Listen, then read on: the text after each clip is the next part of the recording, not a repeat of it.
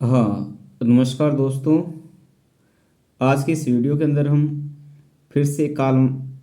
Marks वादी विचारक माओ त्से तुंग के बारे में बातचीत करने वाले हैं। और ये जो वीडियो की जो सीरीज हमारी UGC NET SET college CAT PGT का पेपर हो या बाकी वनडे एग्जाम्स हो या सिविल सर्विसेज का ऑप्शनल पॉलिटिकल साइंस का सब्जेक्ट हो, हमारा ये मकसद रहा है कि आसान भाषा के अंदर क्या है, पॉलिटिकल साइंस का जो सिलेबस है वो है तमाम उन स्टूडेंट्स के बीच पहुंचाना जो अपने एग्ज़ाम्स की तैयारी कर रहे हैं, या भारत देश का कोई भी नागरिक या दुनिया का कोई भी व्यक्ति क्या है। अ, अभी तक जो हमारी वेस्टर्न पॉलिटिकल थिंकर्स की जो सीरीज चल रही थी, आगे हमारे लंबे सीरीज चलने वाली है, राजनीति विज्ञान की जो जानकारी है वह सभी लोगों को अच्छे से मुहैया करवाई जा सके। इससे पहले वाली वीडियो के अंदर हमने मार्क्स के विचार को या मार्क्सवाद के बाद जिन्होंने व्यवहारिकता के अंदर कार्ल मार्क्स के विचारों को सोवियत संघ के अंदर 1917 के अंदर जो सोवियत संघ के अंदर समाजवादी पहली दुनिया के अंदर पहली समाजवादी क्रांति की थी, लेनिन के विचारों को हमने पढ़ लिया है। और आज इस विचार वीडियो के अंदर क्या हम माओ त्से तुंग के जो विचार है, जो कि कट्टर मार्क्सवादी नेता थे, एक क्रांतिकारी थे, जिन्होंने कार्ल मार्क्स के विचारों पर आधारित 1949 के अंदर चीन के अंदर क्या है समाजवादी या मार्क्सवादी क्रांति की, परंतु परिवर्तित परिस्थितियों के अनुसार। जो माओ त्से तुंग भी था वह भी 20वीं शताब्दी का एक क्रांतिकारी था, और उस चीन के अंदर उसने भी समाजवादी क्रांति की या मार्क्सवादी क्रांति की। जिस देश के अंदर पूंजीवाद अपने एक्सट्रीम लेवल पे नहीं था, जिस देश के अंदर एक तरफ जापानी साम्राज्य हुआ था, दूसरी तरफ क्या जो चीन है वह सामंतवादियों का जो शोषण का शिकार रहा था। और चीन के संबंध में ये कहा जाता था कि वह एशिया का सबसे बीमार राज्य भी, या सबसे बीमार राज्य चीन को कहते थे। या नेपोलियन बोनापार्ट ने एक समय के अंदर चीन के संबंध में ये भविष्यवाणी की थी कि वहाँ एक दैत्य सो रहा है, उसे सोने दो, यदि वह जाग गया तो पूरी दुनिया को हिला देगा। और 1949 या इससे पहले भी माओ ने 1949 में ऐसा करके दिखाया। और इसका जो एग्जाम्पल है चीन, हमारे सामने आज जो चीन है दुनिया की एक महाशक्ति है। यूएनओ के अंदर उसके पास वीटो पावर है, उसके पास परमाणु पावर्स है, या टेक्निकल्स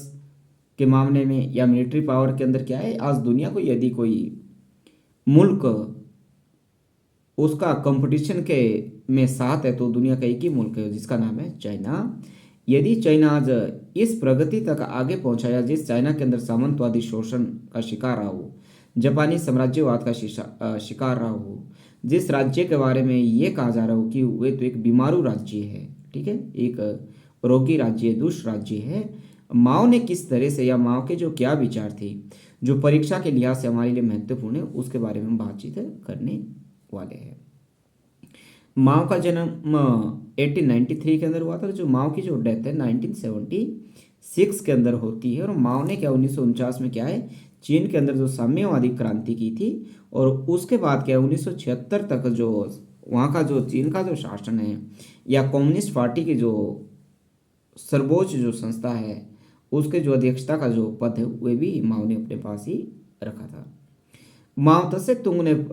समय की परिवर्तित परिस्थितियों के अनुसार कार्ल मार्क्स के विचारों में परिवर्तन किया था। और जो रूस की क्रांति और जो चीन की जो क्रांति थी उसमें भी बेसिक डिफरेंस था। जो माओ ने क्रांति का जो अगुआ दस्ता है, मतलब जो क्रांति जिन्होंने की थी, मजदूरों की जगह उन्होंने किसानों को बना दिया। और माओ ने क्या है जो क्रांति है वह शहरों से शुरू नहीं की बल्कि गांव से शुरू की। जो माओ था एक अच्छा स्कॉलर्स भी था, विद्वान भी था। माओ की महत्वपूर्ण बुक्स है जिनका हमें चर्चा कर लेनी चाहिए, जो हमारी परीक्षा के लिहाज से भी बहुत महत्वपूर्ण रहने वाली है। ऑन न्यू डेमोक्रेसी बुक थी जो 1940 के अंदर पब्लिश होती इनकी। ऑन कॉन्ट्राडिक्शन जो 1952 के अंदर पब्लिश होती है। ऑन प्रैक्टिस एंड कॉन्ट्राडिक्शंस 1937 के अंदर पब्लिश होती है। और पीपल डेमोक्रेटिक डिक्टेटरशिप जो 1949 के अंदर पब्लिश होती है। माओ त्से तुंग ने सोवियत संघ के अंदर जो स्टालिन की जो नीतियां थी उन नीतियों को क्रिटिसाइज किया था। इससे पहले वाली जो लेनिन की वीडियो के अंदर हमने देखी, लेनिन 1917 के अंदर रूस के अंदर साम्यवादी क्रांति की थी, समाजवादी क्रांति की, और लेनिन की जो डेथ 1924 के अंदर होती है, और 1924 के बाद जो सोवियत संघ का जो नेतृत्व वो स्टालिन के पास रहता है। 1949 में क्या है, साम्यवादी क्रांति चीन में हुई थी, सोवियत संघ की मदद से हुई, स्टालिन ने भी उसमें अपना कंट्रीब्यूशन उनका भी रहा, परंतु माओ तसे तुंग ने क्या है, स्टालिन की जो कुछ नीतियों को है चाइना के अंदर लागू करने से मना कर दिया, या उनकी जो क्रांति की जो रणनीति थी चाइना की अपनी परिस्थितियों के हिसाब से रही, और उन्होंने कुछ एक जो स्टालिन की जो नीतियां थी उसको भी क्या उन्होंने क्रिटिसाइज किया। माओ तसे तुंग ये कह रहे कि सोवियत संघ के अंदर जो औद्योगिकरण का जो विकास हो रहा है, औद्योगिकरण विकास के अंदर क्या है, वहाँ के जो फार्मर्स है, जो किसान हैं, उनके हितों की अनदेखी की जा रही है, जो कि चाइना के अंदर वैसा होने वाला नहीं है। और जो स्टालिन ने जो सोवियत संघ के अंदर जो बाहरी औद्योगिकरण को प्राथमिकता दे, मतलब बड़े बड़े उद्योगों को प्राथमिकता वहाँ पे मिल रही है, इसलिए जो स्मॉल्स इंडस्ट्रीज है या मिडल इंडस्ट्रीज है उनकी क्या है अनदेखी की जा रही, जो कि सही बात नहीं है। ठीक है, ये क्या है, इस आधार पे भी क्या है, माओ से तुंग ने स्टालिन को क्रिटिसाइज करने की कोशिश की। माओ का ये मानना था कि जब स्मॉल इंडस्ट्रीज हमारे पास होंगी, मीडियम इंडस्ट्रीज हमारे पास होंगी, तो अधिक मात्रा में क्या विकास हो सकता है, परंतु स्टालिन ने क्या बिग कंपनीज को ही क्या है सोवियत संघ के अंदर इंपॉर्टेंस देने का काम किया था। इसके साथ साथ जो स्टालिन ने जो इकोनॉमी थी, जो अर्थव्यवस्था थी, उसको सेंट्रलाइज करने का काम कर दिया था, और इसमें जो मास पार्टिसिपेशन इसके अंदर रहनी थी, पीपल्स पार्टिसिपेशन रहनी थी, वो सोवियत संघ के अंदर उसका अभाव हमें देखने को मिल रहा था। इस तरह से भी माओ से तुंग ने स्टालिन की जो पॉलिसीज है उसको क्रिटिसाइज करने का काम किया, क्योंकि माओ का ये मानना था यदि साम्यवादी राज्यों को हमने लंबे समय तक बनाए रखना है, साम्यवादी विचारधारा पर आधारित मार्क्सवाद के विचारों को सही रूप से लागू करना है, तो इकोनॉमिक पॉलिसीज के अंदर या जो इकोनॉमी का वो सेंट्रलाइजेशन नहीं होना चाहिए, और ना ही इकोनॉमी के अंदर क्या है, इकोनॉमिक पॉलिसीज के अंदर क्या है, खास करके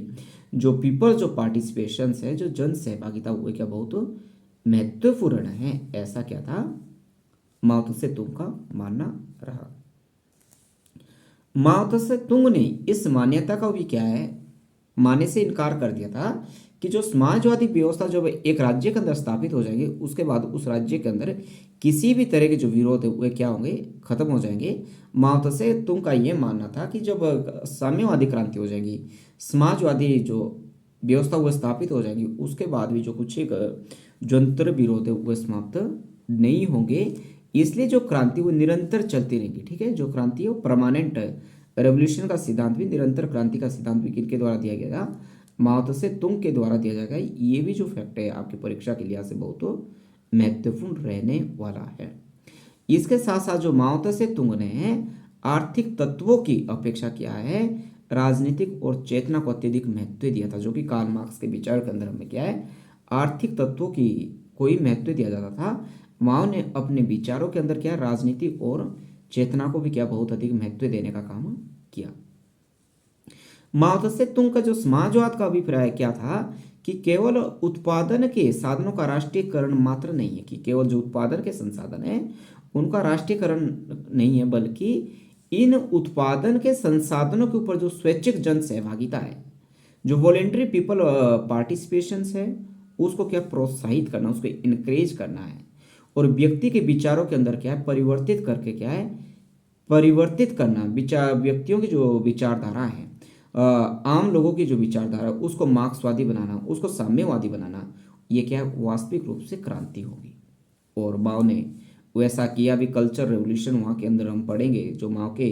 कल्चर रेवोल्यूशन के अंदर लोगों की विचारधारा को परिवर्तित करने की जो कोशिश है माओ से तुंग ने की, और काफ़ी हद तक वो सफल भी रहा, और 100% सफलता तो किसी को भी मिलना क्या है इम्पॉसिबल है। उस समय जो चीन की समस्या थी, चीन अपने आप में जापानी साम्राज्यवाद का चीन का जो कुछ एक हिस्सा है उसके ऊपर जापान का नियंत्रण था, और उसको भी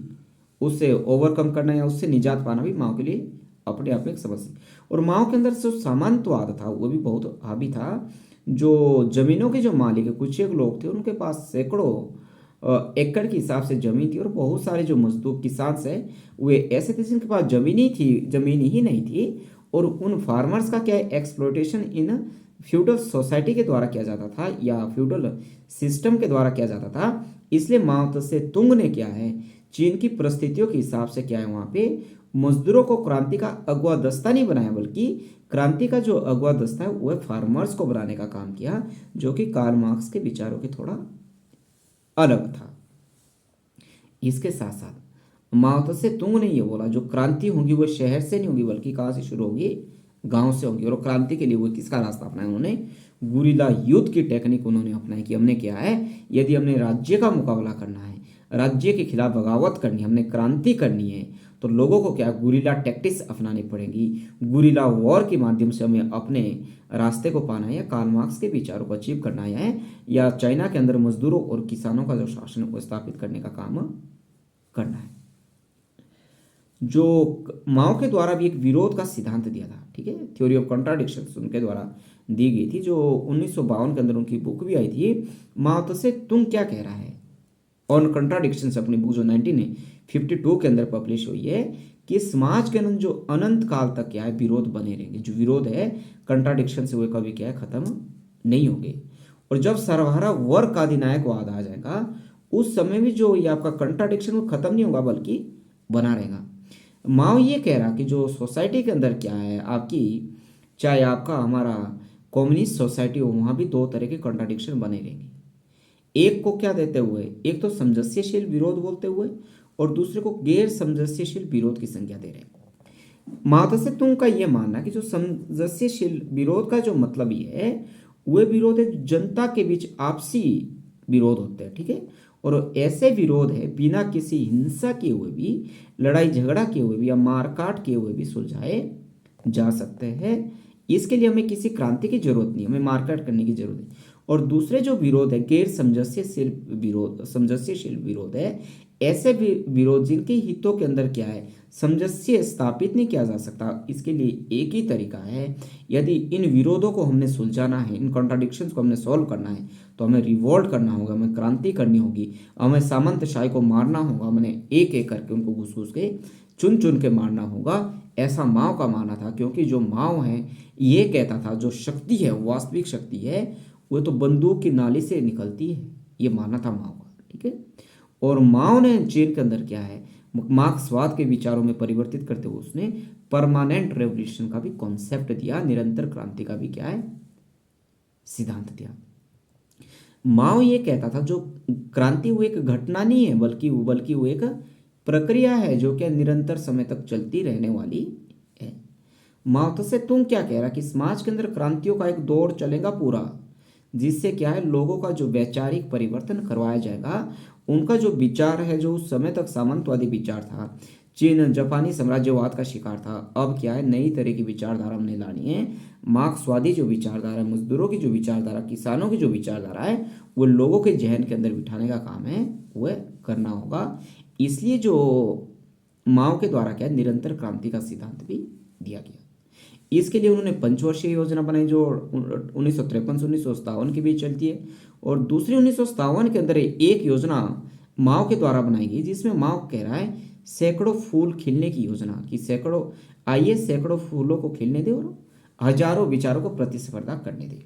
ये कोटेशन भी महत्वपूर्ण है, और कईयों बार ये कोटेशन क्या है यूजीसी नेट सेट के अंदर पूछी गई है। इसलिए आपने कोई भी क्या है जो इस वीडियो के अंदर हम बातें कर रहे हैं उसको आपने ध्यानपूर्वक सुनना और अपनी कॉपी के अंदर क्या है नोट डाउन भी करना है। 1957 के अंदर माओ ने एक योजना चलाई कि सैकड़ों फूल को खिलने दो, अनेक विचारों को मुक्त रूप से क्या है स्वतंत्रता के आधार पे, अनेक विचारों को क्या है विचार को मुक्त रूप से करने की स्वतंत्रता प्रदान करने की जो काम है वो माओ के द्वारा चलाई गई थी। इसके साथ साथ माओ ने एक आंदोलन चलाया 1958 से 1960, लंबी छलांग का आंदोलन। चीन के अंदर लंबी छलांग का जो आंदोलन है महत्वपूर्ण, अगेन पीजीटी के लिए बहुत महत्वपूर्ण होने वाला है, college category UGC NET set के लिए। लंबी छलांग आंदोलन जो 1958 से 1960 के बीच चीन के अंदर चला, जिसका मकसद ये था कि चीन के अंदर क्या है 100% इंडस्ट्रियलाइजेशन डेवलप करना। हालांकि 100% तो माओ भी इस कार्यक्रम के अंदर जो 100% इंडस्ट्रियलाइजेशन करने का उसका काम था उसके अंदर सफल नहीं हुआ, परंतु ये आंदोलन बहुत ज़्यादा सफल हो भी नहीं पाया। परंतु फिर भी क्या है माओ ने कुछ हद तक क्या है इस आंदोलन को करने में सफल रहा और उसके बाद माओ ने एक नए क्रांति का सिद्धांत दिया जिसको वो है कल्चरल रेवोल्यूशन बोल रहे हैं, जिसको क्या 1966 से 1976 के बीच कंटिन्यू रहती है।